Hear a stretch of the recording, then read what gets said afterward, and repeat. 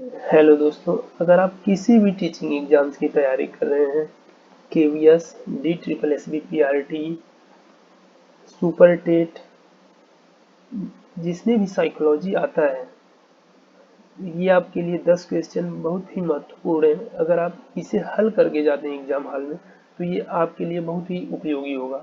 Question number first में पूछा है कि इनमें से कौन सा कारक अधिगम को अभिप्रेरित करने वाला है। ऑप्शन: बाह्य कारक, विफलता से बचने के लिए प्रेरणा, लक्ष्यों को प्राप्त करने पर व्यक्तिगत संतुष्टि, उपर्युक्त में से कोई नहीं। क्वेश्चन नंबर पहले का आंसर होगा लक्ष्यों को प्राप्त करने पर व्यक्तिगत संतुष्टि।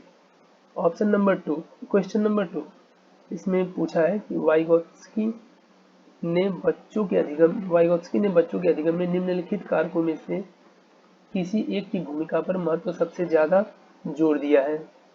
ऑप्शन है सामाजिक, ऑप्शन 2 वंशानुगत, ऑप्शन 3 मानसिक, ऑप्शन 4 शारीरिक।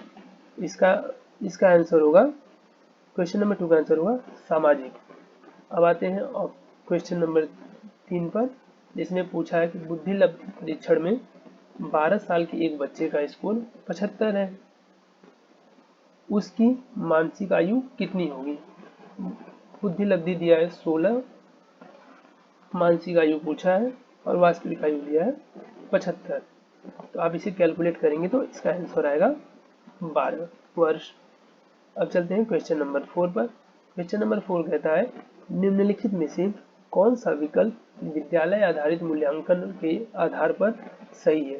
क्वेश्चन नंबर 4 का ऑप्शन पहला है राष्ट्रीय मानकों को प्राप्त करने में बाधक है, सभी विद्यार्थियों के निदान के माध्यम से अधिक जानने में मदद करता है, शिक्षा बोर्डों उपर्युक्त में से कोई नहीं। तो निम्नलिखित क्वेश्चन नंबर 4 का आंसर होगा सभी विद्यार्थियों। क्वेश्चन नंबर 4 का ऑप्शन होगा 2, जिसका यही आंसर होगा सभी विद्यार्थियों को निदान के माध्यम से अधिक जानने में मदद करता है। अब चलते हैं क्वेश्चन नंबर 5 के बाद। क्वेश्चन नंबर 5 कहता है बच्चे कैसे सीखते हैं, निम्नलिखित में से कौन सा विकल्प इस संबंध में सत्य नहीं है। हमें ध्यान रखना है। क्वेश्चन में पूछा इनमें से सत्य नहीं है। बच्चे कई तरीकों से सीखते हैं, ये भी सही है। बच्चे केवल कक्षा में ही सीखते हैं, ये भी कुछ हद तक सही है। बच्चे सीखने के लिए स्वाभाविक रूप से प्रेरित होते हैं, ये भी सही है। बच्चे तब सीखते हैं जब वे संज्ञानात्मक रूप से तैयार होते हैं, ये भी सही है। हम जब भी सीटेट का या यूपीटेट के कुछ ऐसे क्वेश्चन हल करते हैं जिसमें हमें सभी ऑप्शन सही लगते हैं, लेकिन इनमें से कौन सा सबसे कम सही लगता है, इस पर हमें ध्यान रखना चाहिए।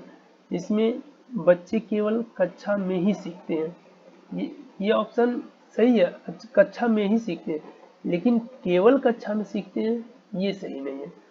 बच्चे इन्वायरमेंट से सीखते हैं, परिवार से सीखते हैं, समाज से सीखते हैं, तो ये गलत है, केवल कक्षा से ये नहीं सीखते हैं।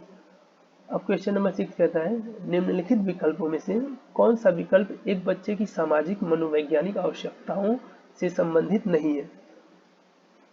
ऑप्शन फर्स्ट संगति की आवश्यकता, प्रशंसा या अनुमोदन की आवश्यकता, भावनात्मक सुरक्षा की आवश्यकता, नियमित रूप से शरीर से अपशिष्ट पदार्थों को बाहर निकालना। क्वेश्चन नंबर 6 का आंसर होगा ऑप्शन नंबर 4। अब चलते हैं क्वेश्चन नंबर 7। निम्नलिखित में से कौन सा सूक्ष्म गतिक कौशल का उदाहरण है।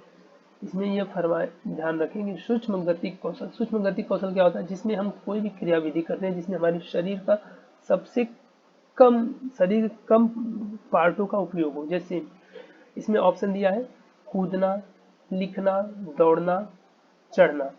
जिसमें सूक्ष्म गतिक कौशल होगा लिखना, क्योंकि हम लिखेंगे तो हमारे शरीर की सबसे कम क्रिया होगी। अब किसने सबसे पहले बुद्धि परीक्षण का निर्माण किया। ऑप्शन है David Wechsler, Charles Darwin, Robert Sternberg या अल्फ्रेड बिने। बुद्धि परीक्षण का सबसे पहले निर्माण करने वाले अल्फ्रेड बिने हैं। और चार्ल्स डार्विन ने सर्वाइवल ऑफ द फिटेस्ट के बारे में भी बताया है, उसका सिद्धांत है। क्वेश्चन नंबर 9 कहता है, एक विकलांग बच्चा पहली बार विद्यालय आता है तो एक शिक्षक को निम्नलिखित में से क्या करना चाहिए? उसकी विकलांगता के अनुसार उसे एक विशेष स्कूल में भेजना चाहिए, अन्य छात्रों से उसे दूर रखना चाहिए, सबसे पहले एक प्रवेश परीक्षा का संचालन करना चाहिए, या सहयोगी योजना विकसित करने के लिए बच्चे के अभिभावकों के साथ चर्चा करनी चाहिए। तो इसका क्वेश्चन नंबर 9 का आंसर होगा सहयोगी योजना विकसित करने के लिए बच्चे के अभिभावकों से चर्चा करनी चाहिए।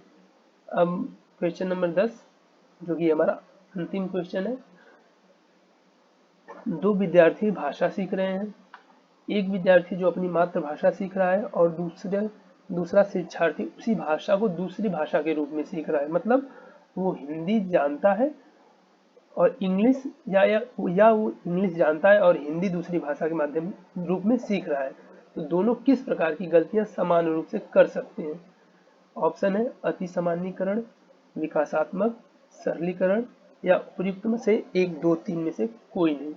तो इसका आंसर होगा विकासात्मक। अगर आपको ये क्वेश्चन अच्छे लगे हो तो आप लाइक, शेयर, सब्सक्राइब और कमेंट जरूर करें।